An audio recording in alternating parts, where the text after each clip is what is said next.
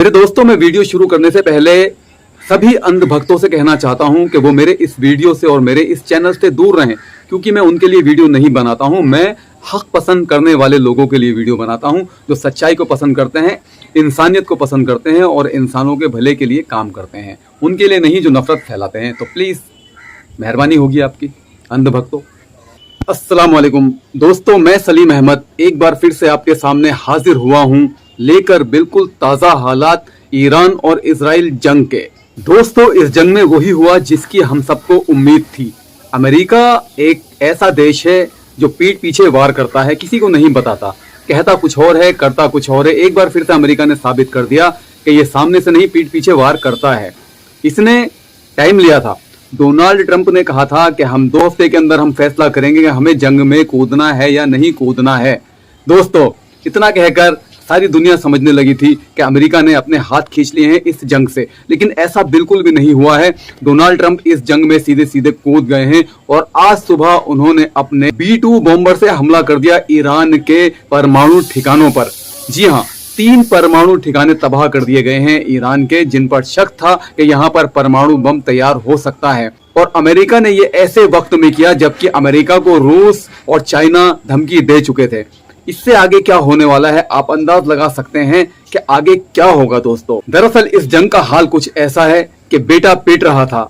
पहले तो बेटे ने पड़ोसी देशों को बहुत बुरी तरह से सताया, परेशान किया, बच्चों की जान ली, जवानों की जान ली, बूढ़ों की जान ली, अस्पतालों पे हमले किए।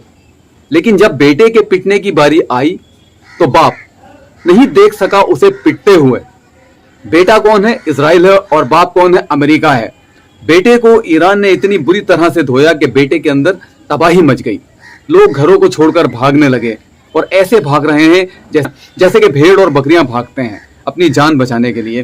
तब बाप को गुस्सा आ गया और बाप ने हमला कर दिया दूसरी पार्टी के ऊपर, यानी ईरान के ऊपर। दोस्तों, ईरान भी कहां दबने वाला है, ईरान भी कहां डरने वाला है। ईरान के सुप्रीम लीडर खामेनेई साहब ने कह दिया है कि हम इस हमले का बदला लेंगे। अमेरिका ये ना सोचे कि हम डर गए हैं, हम डरने वालों में से नहीं है, हम डरते हैं सिर्फ अल्लाह से। लेकिन अमेरिका और इजराइल ये यकीन करते हैं अपने बनाए हुए हथियारों पर, ये यकीन करते हैं अपनी ताकत पर। और दोस्तों, ताकत किसके पास है? सबसे बड़ी ताकत तो अल्लाह की है। उसी ताकत पर भरोसा करते हैं ईरान के लोग, और उन्होंने कह दिया कि हम इस हमले का मुंहतोड़ जवाब देंगे। इंतजार करिए दोस्तों, कहीं ऐसा ना हो कि मेरा ये आपके पास पहुंचने से पहले ईरान हमला कर दे अमेरिका के ऊपर, क्योंकि ईरान बहुत गुस्से में है। उसके 3 परमाणु ठिकाने बर्बाद हो गए हैं। और दोस्तों, ये B-2 बॉम्बर क्या है ये मैं आपको दिखाना चाहता हूं, इसके बारे में बताना चाहता हूं। आप देखिए ये एक खास और स्पेशल रिपोर्ट B-2 बॉम्बर के बारे में।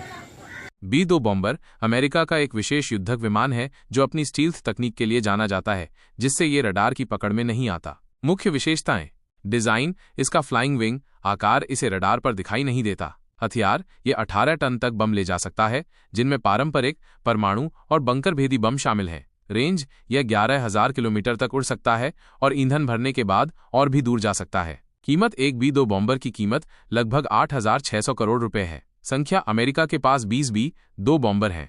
उपयोग: इस विमान का उपयोग सर्बिया, इराक, अफगानिस्तान और लीबिया में हमलों के लिए किया गया है। 22 जून 2025 को इसे ईरान के परमाणु ठिकानों पर बम गिराने के लिए भी इस्तेमाल किया गया था। क्यों है खास? ये दुनिया का सबसे महंगा और गुप्त रूप से हमला करने वाला विमान है, जो दुश्मन के सबसे सुरक्षित और गहरे ठिकानों को भी नष्ट कर सकता है। दोस्तों, आपने सुना ये B-2 बॉम्बर क्या है? इतना खतरनाक बम है कि जमीन के अंदर जाकर भी हमला कर देता और तबाही फैला देता है। वही हुआ है ईरान में। इस बॉम्बर ने इतनी तबाही मचाई है कि 3 ठिकाने ईरान के तबाह और बर्बाद हो गए हैं। परमाणु का उनका जो सपना था वो सालों पीछे चला गया। इसी को लेकर खामेनेई साहब बहुत गुस्से में हैं और पूरा ईरान भड़का हुआ है। आगे जो कदम होगा वो भी मैं आपके लिए अपडेट लेकर आऊंगा और बहुत जल्द लेकर आऊंगा, और आप इंतजार कीजिए मेरे अगले वीडियो का। लेकिन फिलहाल इस वीडियो को हम आगे बढ़ाते हैं। हमले से पहले ही ईरान ने अमेरिका को चेतावनी दे दी थी कि आप इस जंग में मत कूदिए, वरना हम आपसे भी जंग करेंगे। लेकिन अमेरिका ने उस चेतावनी को नजरअंदाज कर दिया और वही किया जिसका डर था। दोस्तों, अंदाजे के हिसाब से आप खुद ही सोच लीजिए कि ईरान के पक्ष में कौन खड़ा है और विपक्ष में कौन है। इस हमले से पहले ही चेतावनी दे दी गई थी रूस की तरफ से, चाइना की तरफ से, कि अगर आपने हमला किया तो हम भी इस जंग में डायरेक्ट शामिल हो जाएंगे। अब देखना यह है कि ईरान का साथ कौन देता है और कौन पीछे हटता है। दोस्तों, अमेरिका ने जिन ठिकानों पर हमला किया है उनका नाम है फोर्डो, इस्फहान और नतांज। ये 3 जगह हैं जहां पर हमला किया है अमेरिका ने। और हमला होने के बाद एक प्रेस कॉन्फ्रेंस रखी गई डोनाल्ड ट्रंप की तरफ से, जिसमें डोनाल्ड ट्रंप ने कहा हमने ऐसा हमला किया है, हमारी आर्मी ने, हमारी सेना ने ऐसा हमला किया है ईरान के ऊपर, इससे पहले ऐसा हमला कोई और आर्मी कर ही नहीं सकती, जो हमारी आर्मी ने कमाल करके दिखा दिया है। दोस्तों, इसके बाद ट्रंप ने कहा कि अब हम शांति का पैगाम फैलाना चाहते हैं और ईरान से कहा कि तुम हार मान लो, हम हमले रोक देंगे। लेकिन दोस्तों, खामेनाई साहब और ईरान की जनता अब रुकने वाली नहीं है। ये जंग रुकने का नाम नहीं लेगी, क्योंकि अमेरिका ने बहुत नुकसान पहुंचा दिया है ईरान को। और ईरान एक ऐसा देश है जो डरता नहीं है किसी से दोस्तों, क्योंकि ईरान के पास टेक्नोलॉजी बहुत अच्छी है। उनके पास मिसाइल हैं, बैलिस्टिक मिसाइल हैं और ऐसी ऐसी मिसाइल हैं कि एक मिसाइल तबाही मचा देती है। इतनी खतरनाक मिसाइलों के साथ ईरान हमला कर रहा है। लेकिन अमेरिका को भी डरना चाहिए था, क्योंकि अमेरिका के कितने ही एयर बेस ऐसे हैं जिन पर कोई भी सुरक्षा व्यवस्था नहीं है। अब देखते हैं कि ईरान कहां पर हमला करता है, कितना हमला करता है दोस्तों।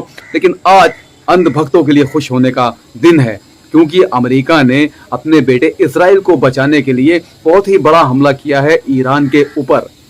खैर, अंधभक्तों का क्या है, इन्हें तो खुश होने का मौका मिलना ही चाहिए, क्योंकि ये खुश नहीं होंगे तो मजा नहीं आएगा। ये खुश होते हैं, उसके बाद जब इन्हें दुख मिलता है तो फिर इन्हें बरनौल की जरूरत पड़ती है। अब वो बरनौल तो हम ही लोगों के पास मिलता है ना, तो बरनौल खरीद हमारा बिकेगा कैसे भाई बरनौल, अगर इन्हें खुशी नहीं मिलेगी। और दोस्तों, ये वीडियो आपको कैसा लगा जरूर बताइएगा। मेरा ये YouTube चैनल नया है, इसको सब्सक्राइब कीजिए। मैं अच्छे अच्छे वीडियो बनाने की पूरी कोशिश करूंगा जो आपको पसंद आए। फिलहाल सबसे आखिर में इतना कहना चाहूंगा, एक लाइक, एक शेयर और एक कमेंट जरूर कर दीजिएगा। ऐसा करने से जरा जल्दी हमारा ये चैनल मोनेटाइज हो जाएगा।